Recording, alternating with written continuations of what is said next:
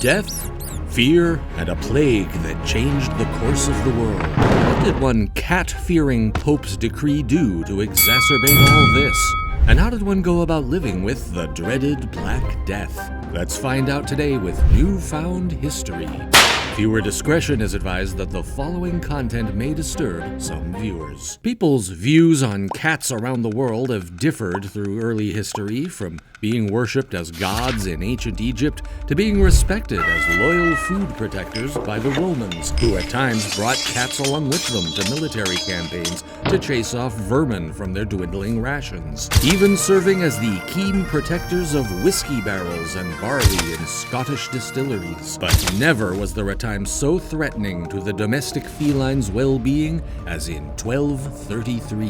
The Pope at the time, Pope Gregory IX, was repulsed by the idea of heresy in the Catholic faith, rituals, and witchcraft, with free-speaking women often being caught in the crossfire of the suspicion list, seen as potential cult followers and devil worshippers. Pope Gregory saw fit in his power to release a decree against heresy and satanic cults who performed bizarre rituals in the presence of cat statues. As a result, the notorious Vox in Rama was set into action. Many of his inquisitors interpreted parts of the decree to target people fitting the description of a witch. In their eyes, this witch looked like a strong-willed, free-thinking woman who would often be seen with a broomstick in hand, with a resident cat never too far away. Nothing could have been further from the truth. These women were aware that keeping a tidy house with a cunning companion to clear off vermin was a great way to keep the home pest and disease-free.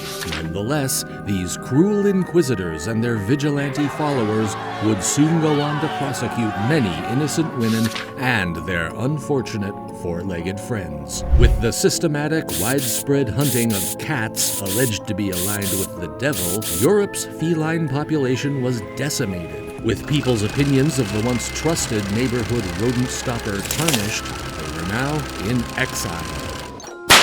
Fast forward to 1347, where 12 ships arrive in the Sicilian port of Messina with nothing but a few weary, sickly survivors, surrounded by the bodies of dead sailors covered from head to toe in festering boils. The first wave of the Black Death had entered Europe. Cats are still visualized by many as untrustworthy accomplices of those who practice witchcraft, and rats run rampant through the cities and villages of Europe. Their antics are left unchecked by the once thriving community of household and village cats. Rats, much like people at the time, would fall victim to the symptoms and sufferings of the Black Death. Their small bodies covered with as many weeping boils, all the while the plague-ridden fleas that called them home were still feeding off them. And once the rat was overcome by the illness, it perished, and the flea would need to find a new host. If you were the next person wandering by that hungry little flea, guess what?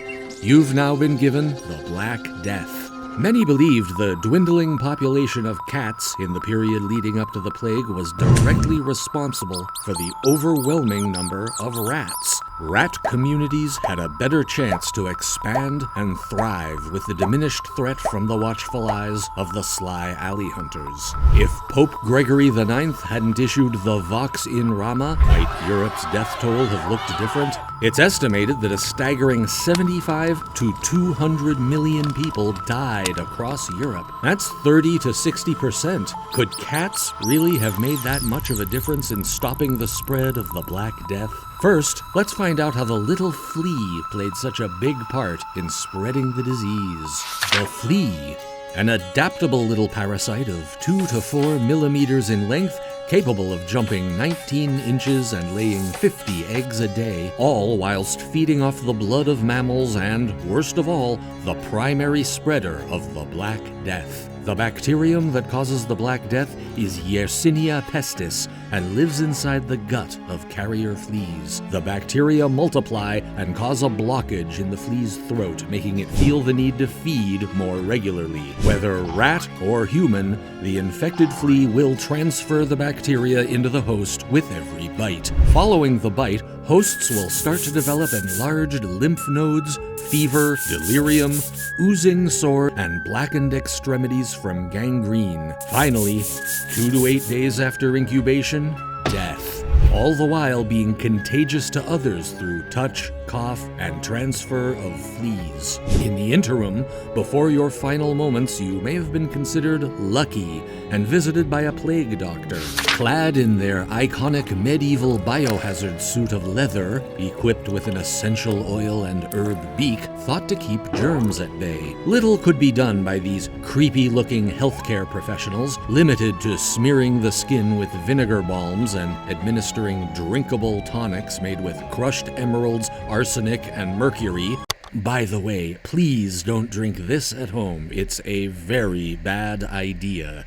And finally, bloodletting, a practice where doctors drained the blood of patients in an attempt to draw out the illness. All remedies and procedures proved useless in controlling the symptoms of the Black Death.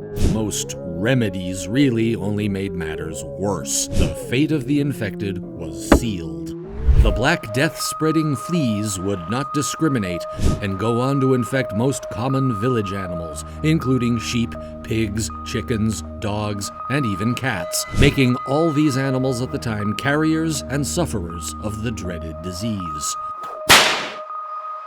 With cats being prime hosts for fleas and their ability to spread and contract the Black Death, they were no different than any other carrier. In their infected state, these cats were more prone to lashing out and attacking an unsuspecting person or someone who had gone in for a friendly pet. One bite or scratch from the doomed animal, and you're as good as gone too. Cats in medieval Europe were expertly adapted to hunt and keep down large numbers of rats throughout the community, although the thought that it may have alerted the overall death toll from the Black Death by lowering the number of rats is still open for debate. By 1630, almost all witch trials had ceased to exist, and the neighborhood cat could once again live without fear of being associated with the devil. Hopefully, what's learnt from the dark years surrounding the plague is to be a bit friendlier to these domesticated animals who, throughout history, have helped people sort out some significant issues with